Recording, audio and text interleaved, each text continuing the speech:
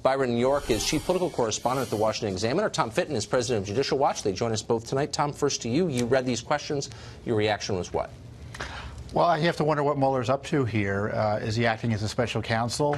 You read these questions, you might be curious as to the answers if you were a journalist or a politician trying to attack Donald Trump. But for a prosecutor to be putting out questions like this and to demand the time of the President of the United States is an abuse of his power. And Mueller's just wandering around, bumping into walls, investigatively speaking. There's not much here in the way of Russia collusion. Asking his opinions and questions about his tweets, to me, is a waste of time and the president's time. And I can't imagine a judge is going to allow him to force the president to have to answer many of these questions, since they're so off-kilter from any legitimate legal analysis or legal prosecution that he might be able to bring. Well, they're confusing at the very least to non-lawyers like me looking at this. Byron, do they suggest a direction? What do they tell us, assuming they're real, about the direction of this investigation? Well, first of all, it's not just a group of 40-something questions. It's a potentially unlimited number of questions. When they say, well, when did you first find out about that June 2016 meeting in Trump Tower? Doesn't that naturally lead to who told you? What did they say the purpose was? How many people were involved? Did they tell you what happened? I mean, each question, which seems kind of benign and open-ended, can lead to all sorts of additional questions. But I think what you were getting at in your introduction is a point that we've seen a lot, which is asking Trump's motivations for the perfectly normal actions of a president. We've seen that in other court cases, from the travel ban to DACA to other things, in which the legitimate exercise of presidential power is questioned because the president apparently had some sort of unacceptable motive, and that's what's involved here. So that's a theological debate, not a political or policy debate. Are you pure-hearted? That's not really the concern of federal prosecutors, is it? Right. Well, that's because everybody knows that he had the power to fire the director of the FBI, or he has the power to rake his attorney general over the coals. Whether or not that's a good idea is completely separate. The question here with Comey seems to be, what was your state of mind when you were doing that? If you did that with a pure intention, okay by me, but if you did it with a bad intention, you could be in deep trouble. What are you, Martin Luther? I mean, this is like bizarre for a secular government to pursue that line of questioning. So Mueller's even asking about, what did you think of my appointment? What was your reaction to my appointment? He's asking about himself. This is like a Playboy questionnaire.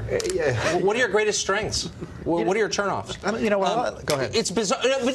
But does it tell us? I mean, I think the key question is this investigation moving in the direction from which it started, which is an investigation into collusion, purportedly, with the Russian government during the campaign? Do you get that sense from these questions? I just see this as the kind of the fantasy list of Fusion GPS, Adam Schiff type questions. They're pushing that narrative that's been out there. And you look at this and you got to wonder, forget about the FISA court misusing this dossier or being led to misuse this dossier. It looks to me like Mueller is using this dossier as the basis for a lot of these vague questions on Russia, his business dealings in Russia, and just taking this, as I said, this anti-Trump media narrative and bringing it into the prosecutorial function of the Justice Department. It's a real abuse, and Rod Rosenstein needs to be held accountable for unleashing this on the American people, the presidency, and the Justice Department. Hard to see how it's made the country better. Is it, I haven't checked, Byron, you're very current with the law, is it a crime to say sympathetic things toward Russia? As far as I know, absolutely not. Okay. This list of questions, I have to say I completely lost my train of thought on this.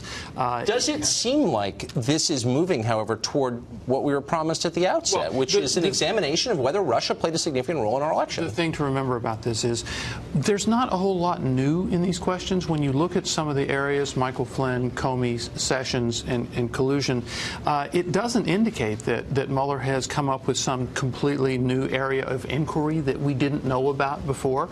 Actually, this is pretty much what we have been talking about for the last year or so. So from that point, it seems to me that the Trump people should be somewhat relieved in the sense that we seem to know everything that he is talking about. It sounds like a Morning Joe segment. I mean, I've totally lost interest. I don't, you know what I mean? Like Carter Page was not subverting democracy. I just don't, you haven't convinced me. Well, the House Intelligence Committee found the other day that there was no evidence of collusion.